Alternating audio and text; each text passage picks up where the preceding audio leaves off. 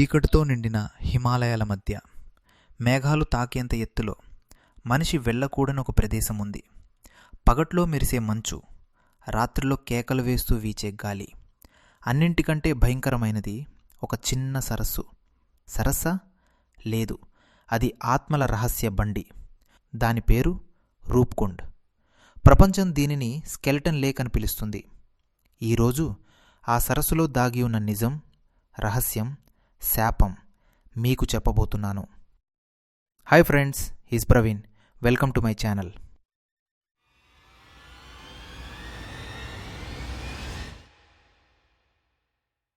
ఉత్తరాఖండ్లోని గడ్వాల్ పర్వతాల్లో 16,500 అడుగుల ఎత్తులో ఒక చిన్న నిశ్శబ్ద సరస్సు ఉంటుంది.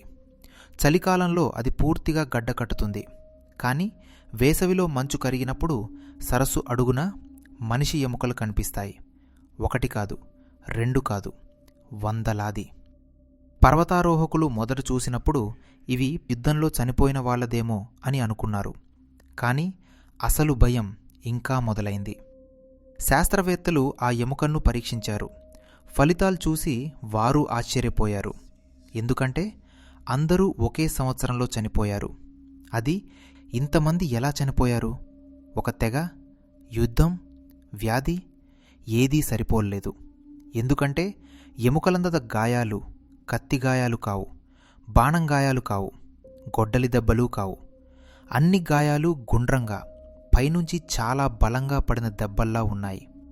అంటే ఆకాశం నుండి ఏదో పడింది. స్థానికులు చెప్తారు, అది ఒక పుణ్యయాత్ర బృందం.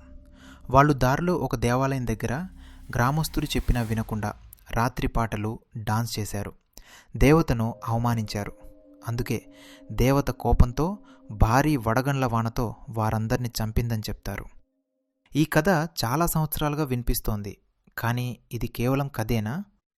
పరీక్షలు చెప్తున్నాయి వారి తలలపై, భుజాలపై వచ్చిన గాయాలు వడగండ్ల వాన వల్లే వచ్చాయని. అవి చిన్నవి కాదు. ఒక్కో వడగండం క్రీడా బంతి సైజులో ఉంది.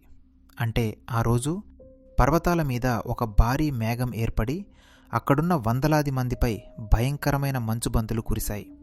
ఆ దెబ్బతో వాళ్ళు వెంటనే చనిపోయారు. వేల సంవత్సరాల పాటు ఆ ఎముకలు మంచు క్రింద దాగి రూప్కుండ్ సరస్సు అడుగున అలాగే మిగిలిపోయాయి. ఇప్పటికీ వేసవిలో మంచు కరిగినప్పుడు ఆ ఎముకలు బయటకు వస్తూనే ఉంటాయి. సరస్సు దగ్గర ఇవాళ కూడా చాలా విచిత్రమైన ఘటనలు జరుగుతాయి. రాత్రిళ్ళు మానవ నీడలు కనిపిస్తాయంటారు. కొందరు డోలు శబ్దాలు వినిపించాయని చెప్తారు. శాస్త్రవేత్తలు ఇవన్నీ భ్రమలని అంటారు. కానీ వెళ్ళినవారు మాత్రం చెప్తారు, రూప్కుండ్ దగ్గర గాలి కూడా చరిత్రని చెప్తుంది. DNA పరీక్షలు చెప్తున్నాయి అక్కడ చనిపోయిన వారిలో కొంతమంది మధ్య ఆసియా ప్రజలు. వారు అక్కడికి ఎందుకు వచ్చారు? వారిని ఎవరు తీసుకుని వచ్చారు? వారి గమ్యం ఏమిటి?